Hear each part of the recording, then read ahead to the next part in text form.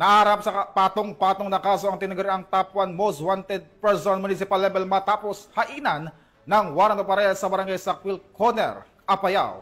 Ang kabuuan ng report mula kay Patroluman Jesly Sabado. Arestado ng kapulisan ng Apayao ang top 1 most wanted person municipal level dahil sa kasong qualified rape, acts of lasciviousness at sexual assault sa isinagawang operasyon kamakailan sa barangay Sakwil Corner, Apayao. Naging matagumpay ang operasyon sa pangunguna ng 2nd Apayao Provincial Mobile Force Company, katuwang ang Corner Municipal Police Station, Regional Intelligence Unit 14, Regional Mobile Force Battalion 15, 5th Maneuver Company, Apayao Provincial Intelligence Unit at Apayao Provincial Investigation and Detective Management Unit.